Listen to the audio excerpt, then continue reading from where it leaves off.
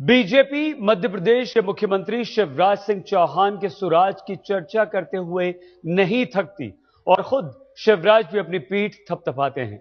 लेकिन शिवराज सिंह चौहान के राज में हकीकत जानकर आप हैरान रह जाएंगे। मनरेगा स्कीम की यहां पर हम बात कर रहे हैं। मनरेगा स्कीम लागू करने में सबसे आगे अव्वल मध्य प्रदेश में किस तरह से मजदूरों के साथ धोखा हो रहा है, मजदूरी में घपलेबाजी हो रही है, किस तरह से नियमों की अनदेखी यहां पर की जा रही है, यह सब कुछ देखकर आज इस वक्त आज तक पर आपकी आंखें खुली की खुली रह जाएंगी।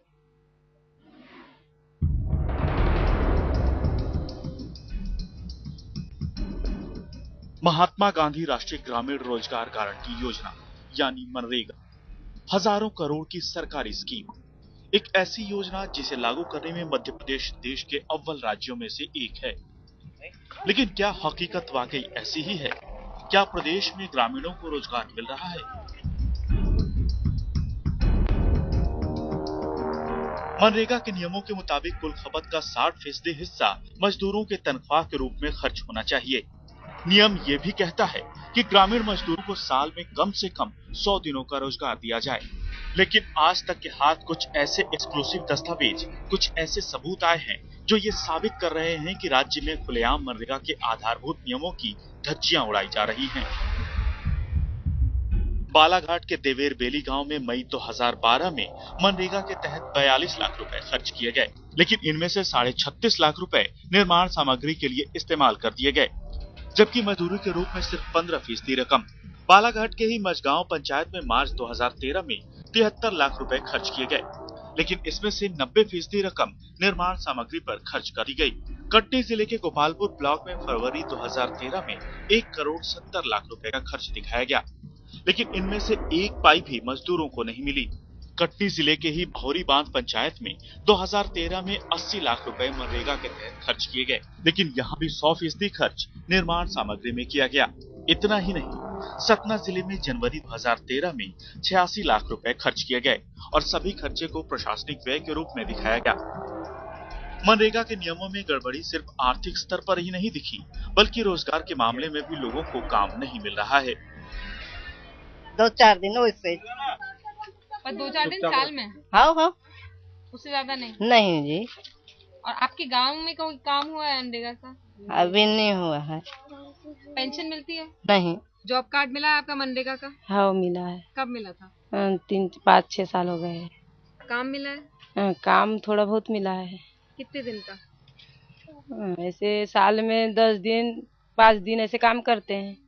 5 साल में अभी एक भी काम नहीं है, खाली है। काम नहीं मिला। और आपको पेंशन मिलती है? नहीं। आपको पता है कि आपको पेंशन मिलनी चाहिए? नहीं, पता नहीं। पंचायत पंच ने आपको कभी बताया नहीं? नहीं। सिवनी में भी मनरेगा के नाम पर खुली लूट मची है।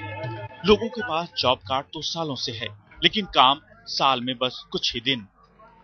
अब मैडम वहाँ तो सरपंच और सचिव की मिली घाट होगी थी, जा नहीं सकता मैं मैडम अभी वहाँ पे। अब यहाँ पे जुनार में कितना काम खुलता है, क्या खुलता है मेरे को मालूम नहीं। खुलता भी तो ढूंढी पिना चाहिए यहाँ मैडम। बिल्कुल गांव में काम हुआ हमको पता, पूरा पता चल जाता है, यानी पता भी चल जाता है और नहीं भी चलता है। यानी जो अगर गए थे फाड़ निकाल जा रहे हैं, उनके पीछे अपन भी लग गए, तो फिर बोलते वहाँ गए काम पे, सचिव सरपंच बोलते हैं तुम्हारे काम ही नहीं है, काम पूरे लेबर लग गई। और तो और स्थानीय ग्रामीणों को दरकिनार कर कई बार दूसरी जगहों से लोगों को मंगाकर काम कराया जाता है। मनरेगा के तहत काम करने वाले अनुसूचित जाति और अनुसूचित जनजाति के लोगों की भागीदारी भी घटी है। लोगों के काम करने के दिनों में भी कमी आई है। जब हमने मध्य प्रदेश में मनरेगा में कई स्तरों पर चल रही इन गड़बड़ियों के बारे में राज्य के मुख्यमंत्री शिवराज सिंह चौहान से बात की, तो जवाब में सिर्फ कार्रवाई का आश्वासन मिला। कहीं अगर कोई कमी होती है नरेगा तो हाँ, नरेगा में भी हम चेक करते हैं। चेक करके जहाँ गड़बड़ हुई हमने खुद कार्रवाई की, लेकिन निचले स्तर तक नरेगा का पैसा जाता है और इसलिए उसकी मॉनिटरिंग और बेटर कैसे करें हम लोग। भारत सरकार भी इसके बारे में सोचे। हमने सिस्टम को और पारदर्शी बनाने का काम किया है, लेकिन इसके बाद भी अगर कहीं कोई गड़बड़ करता है तो उसके खिलाफ कार्रवाई करते हैं।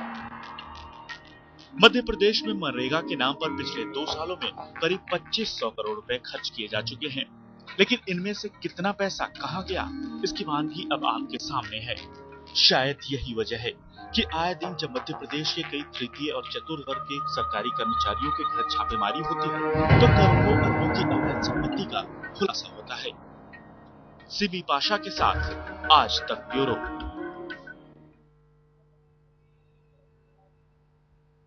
हमारी संवाददाता सीबी पाशा की ये रिपोर्ट थी और किस तरह से मनरेगा में घपलेबाजी हो रही है, घोटाला हो रहा है, गरीबों का हक मारा जा रहा है, पूरी तहकीकात सीबी ने की।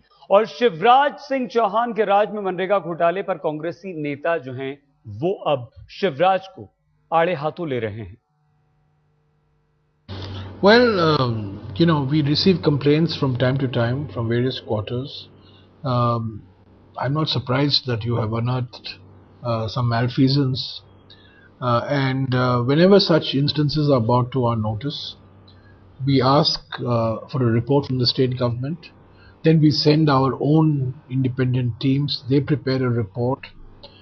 This whole process takes about 3 months, and then the responsibility for taking action according to our federal scheme of things is with the state government. But if you have established something from the ground, then I think that should be taken very seriously, and we will take it up very seriously. Huge amounts have been misappropriated by the Madhya Pradesh government officials at the lowest level, and it's a part of a big conspiracy in which the officers, the BJP ministers, employees, their cadre, all are involved in this.